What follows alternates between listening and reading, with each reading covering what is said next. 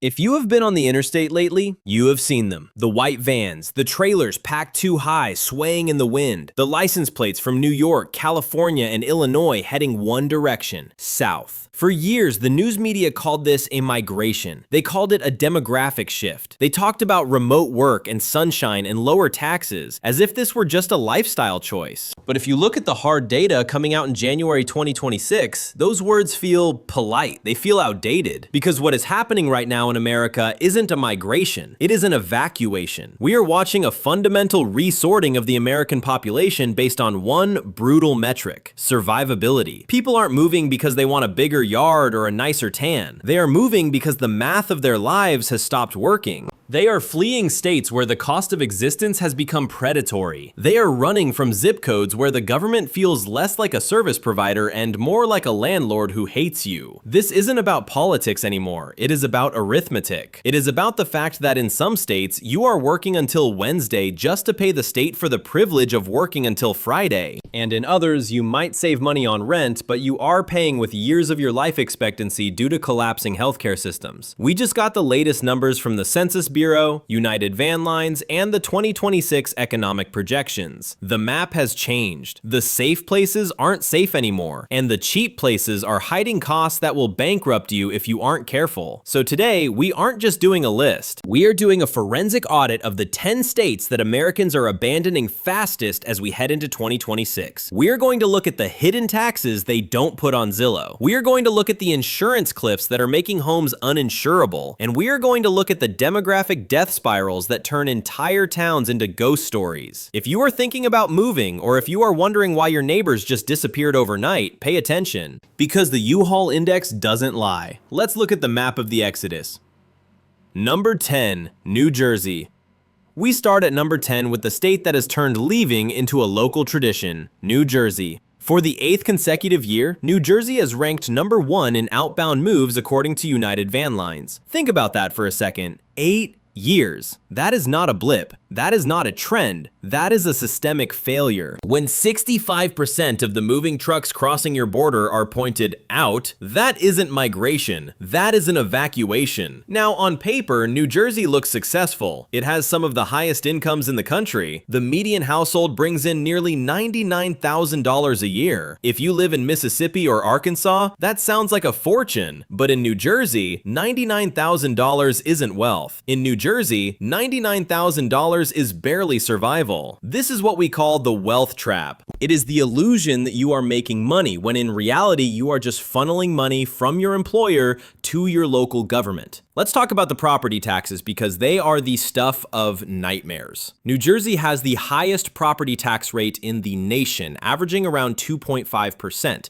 but averages lie. In some counties, you are looking at bills that rival your mortgage payments. I want you to imagine paying off your house. You work for 30 years. You make that final payment, you own it free and clear, right? Wrong. In New Jersey, you never really own your home. You just rent it from the government for $15,000 or $20,000 a year forever. And if you stop paying that rent, they take it. This is why retirees are fleeing. It isn't because they hate the Jersey Shore. It is because their pension checks literally cannot cover the property tax bill to stay in the house they already bought decades ago. But it isn't just the taxes. It is the density. New Jersey is the most densely packed state in America. Over 1,200 people per square mile. You are paying a premium price to live like a sardine. You pay to sit in traffic on the turnpike. You pay tolls that feel like highway robbery. You pay income tax that hits almost 11% at the top end. And for what? To be sandwiched between New York and Philadelphia, absorbing the overflow costs of both without the cultural benefits of either? The data shows a specific type of person leaving New Jersey. It is the high earner. It is the person who did everything right. They got the degree, they got the good job, they bought the house, and then they looked at their finances and realized they were running on a hamster wheel made of gold. They're taking their high salaries and moving to North Carolina. They are moving to Florida. They are realizing that making $80,000 in Charlotte feels richer than making $120,000 in Newark. New Jersey is a beautiful state in many ways, but economically it has become a filter. It filters out anyone who wants to keep what they earn. And in 2026, people are tired of working for the state. Number 9, New York. Number 9 is the state that used to be the center center of the world, New York. The Empire State is shrinking, and the empire is crumbling. Since the start of the decade, New York has lost a net total of over 880,000 residents. That is the population of San Francisco, just gone, vanished. Florida has officially passed New York in population. Think about the psychological weight of that. The state that defined 20th century America has been overtaken by the state that defines retirement and humidity. But the story here isn't just about New York City. Everyone knows NYC is expensive. Everyone knows the rent is eye-watering and a cocktail costs $24. The real tragedy of New York is upstate. Go to places like Buffalo, go to Syracuse, go to Rochester. These are cities with good bones. They have history, they have architecture, but they have been struggling for decades with a specialized kind of economic depression. And now they are getting hit with the same tax policies designed for Manhattan billionaires. It is a double whammy. You get the brutal winters where snow is measured in feet, not inches, and you get the suffocating tax burden of a state government that spends money like it's brewing beer. In 2026, the exodus has shifted. It used to be just the wealthy fleeing to Palm Beach to dodge income tax. Now it is the middle class. It is the remote worker who realize they don't need to pay $4,000 a month for a shoebox in Brooklyn just to be near an office they never visit. It is the family in the suburbs realizing that the prestige of a New York address doesn't put food on the table. And where are they going? The data is surprising. Yes, they go to Florida. That is the classic route. But we are seeing a massive surge of New Yorkers moving to Texas and even California. Think about that. New York is so difficult to live in that people are moving to California and thinking, wow, this is manageable. That is how broken the New York model has become. The state is caught in a doom loop. People leave. Tax revenue drops. The state raises taxes to cover the gap. More people leave. It is a classic death spiral. And for the people left behind, the burden only gets heavier. New York will always be iconic, but iconic doesn't pay the bills. In 2026, the city that never sleeps is waking up to a nightmare. Everyone is leaving the party. Number 8, Mississippi. Now we head south to number 8, Mississippi. If New Jersey and New York are the wealth traps, Mississippi is the poverty trap. This is a different kind of evacuation. People aren't leaving Mississippi because it is expensive. It is dirt cheap. You can buy a house here for the price of a used Toyota Camry in California. But remember, rule number 1 of this channel, if it is cheap, there is a reason. And in Mississippi, the reason is that the state is hazardous to your health. This isn't hyperbole. This is data.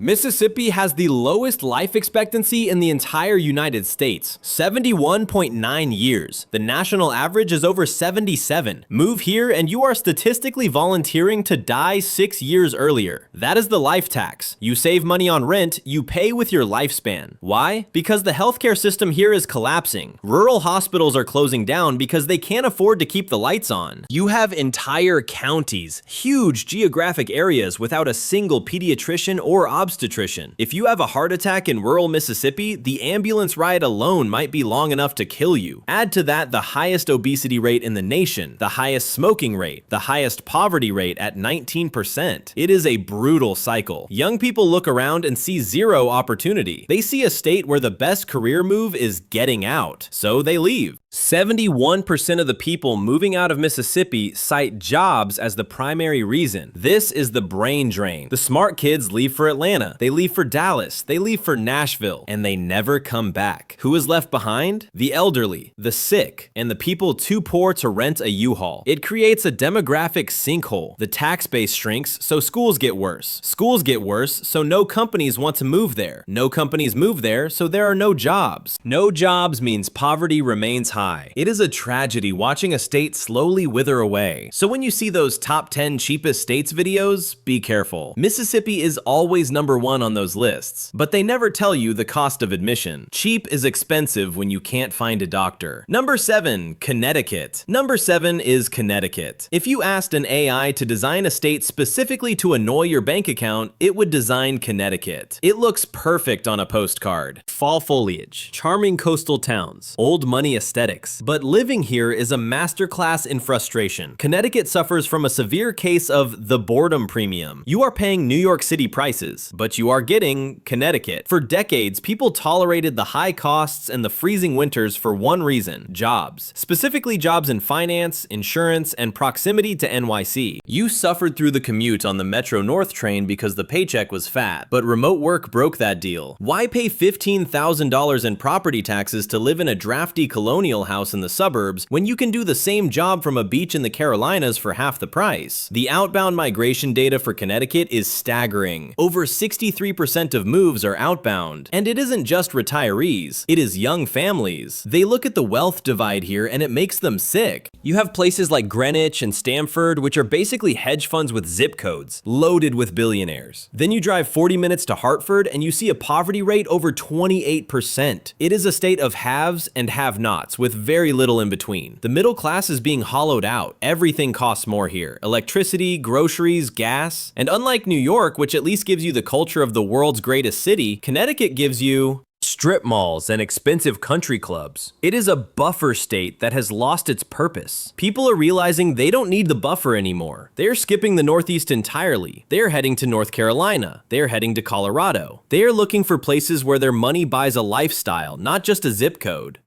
Number 6, Oregon. Number 6 is Oregon. This one hurts to talk about because for 30 years, Oregon was the chosen land. It was where you went to escape the rat race. It was green, progressive, weird in a good way, and affordable. People flocked there for the craft beer, the mountains, and the vibe. But today, for the first time in a generation, Oregon's population graph is pointing down. The state lost population between 2021 and 2023, and the 2025 numbers show the bleeding hasn't stopped. Why? 2 words: policy backlash. Oregon became a laboratory for political experiments that sounded noble in a university lecture hall, but failed catastrophically on the street. We have to talk about Portland. You can't discuss Oregon's decline without discussing the collapse of Portland's reputation. The housing costs skyrocketed, average home values hitting $540,000. But while the prices went up, the quality of life went through the floor. Homelessness exploded. Public drug use became normalized due to policies like Measure 110, which decriminalized hard drugs. The intention was compassion. The result was chaos. Residents found themselves paying $500,000 for a bungalow where they couldn't let their kids play in the front yard because of needles and tents. That is a breaking point. People can handle high costs if the streets are clean. People can handle gritty streets if the rent is cheap. But you cannot charge luxury prices for a dystopian reality. That is the deal breaker. And it isn't just the politics. It is the feeling of betrayal. People who loved Oregon, who built their identities around being Oregonians, are packing up. They are moving to Idaho. They are moving to Arizona. They are even moving back to the Midwest. They are looking for normal. They are tired of being part of a social experiment. The state is trying to reverse course now.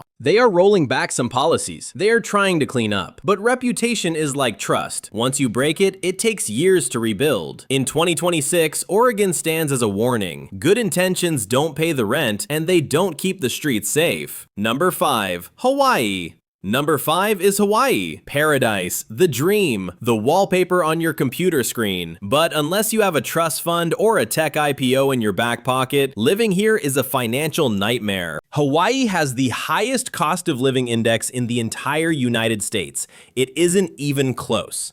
Everything, literally everything, has to be shipped across 2,500 miles of the Pacific Ocean. A gallon of milk, $9. Gas? Don't ask. Electricity, the highest rates in the nation. According to Consumer Affairs data for 2026, the combined cost of housing and utilities alone puts Hawaii in a league of its own. Locals call it the paradise tax, but lately, the tax has become too high to pay. We are seeing a tragic displacement of native Hawaiians and longtime locals. They are being priced out of their ancestral homes by billionaires buying vacation compounds and remote workers from Silicon Valley. Wages in Hawaii have not kept up with the cost of survival. You work 3 jobs just to share an apartment with 2 roommates. That isn't living, that is treading water in a beautiful ocean. And for the newcomers, the people who sell everything to live the aloha lifestyle, they usually last about 2 years. It is called island fever. The isolation sets in. You realize you are stuck on a rock in the middle of nowhere. You miss your family. You miss Amazon Prime delivering in 2 days instead of 2 weeks. And you miss being able to buy groceries without needing a financing plan. So they leave. Hawaii had a net loss of 14,000 residents last year. That is huge for a small state. They are moving to Las Vegas, which locals jokingly call the ninth island. They are moving to Utah. They are moving to Texas. They are trading the ocean for the desert because the desert is the only place they can afford a future. Hawaii is a place everyone wants to visit, but in 2026, almost no one can afford to stay. Number 4, Alaska. Number 4 is the opposite of Hawaii. Alaska, the state that literally pays you to live there. Every year, residents get a check from the Permanent Fund Dividend, oil money distributed to the people. Sometimes it is $1,000, sometimes it is nearly $3,000, and guess what? It is not enough. People are still leaving. Alaska is proof that you cannot bribe people to endure misery forever. The population peaked back in 2016. Since then, it has been a slow, steady leak. The economy is too dependent on oil. When oil prices crash, the state economy crashes, jobs disappear. But the real enemy here is geography. It is expensive to survive in Alaska. Heating your home through a winter that lasts 7 months costs a fortune. Fresh food is a luxury item. Healthcare is sparse and expensive. And the darkness. We have to talk about the darkness. Living in a place where the sun doesn't rise until 10 a.m. and sets at 3 p.m. does something to the human brain. Seasonal affective disorder is real. Isolation is real. Many people move up there for the adventure. They want the Into the Wild experience. Then they realize that Into the Wild involves negative 30-degree temperatures, $7 boxes of cereal, and a crushing sense of loneliness. Military families get stationed there, and the moment their tour is up, they are gone. They head back to the lower 48, usually to the West Coast, Oregon, Washington, California. They want mild weather. They want to see the sun. Alaska will always attract a certain type of person, the rugged individualist, the pioneer. But as a functioning society for the average family, it is becoming harder to justify the struggle. The payout check is nice, but it doesn't cover the cost of your sanity. Number 3, Louisiana. Number 3 brings us back to the South. Louisiana. This is a state that is fighting a war on 2 fronts, economics and nature. And right now, nature is winning. We have talked about the lack of jobs. We have talked about the oil industry shrinking. We have talked about the terrible health outcomes. Louisiana is right down there with Mississippi in almost every bad category. Cancer Alley, heart disease, it is bad. But in 2026, there is a new reason people are packing up: the insurance cliff. This is the silent killer of the Gulf Coast housing market. In Louisiana, insurance isn't just a bill anymore. It is practically a second mortgage. After years of hurricanes and storms, insurance companies have either gone bankrupt or fled the state. The ones that stayed have hiked rates by 63%, 100%, sometimes more. Imagine buying a house for $200,000. Affordable, right? Then you get the insurance quote, $8,000 a year. And the flood insurance, another $3,000. Suddenly, your monthly payment has doubled. This is insurance poverty. You own the house, but you can't afford to protect it. And if you can't afford insurance, the bank won't give you a mortgage, so you can't sell. You are trapped. People are looking at the climate models, they are looking at the sea level rise, and they are looking at their wallets, and they are deciding to cut their losses. They are moving to Tennessee, they are moving to North Carolina, they are looking for the safety zone, warm enough to be southern, but high enough to be dry. Louisiana has a unique culture. The food, the music, the history, it is irreplaceable. But culture doesn't stop a Category 4 hurricane, and culture doesn't pay a $10,000 insurance premium. The water is rising, and the people are retreating. Number 2, Illinois. Number 2, Illinois, or as I like to call it, the debt state. If you want to understand why people leave Illinois, just look at a property tax bill in the Chicago suburbs. It will make you weep.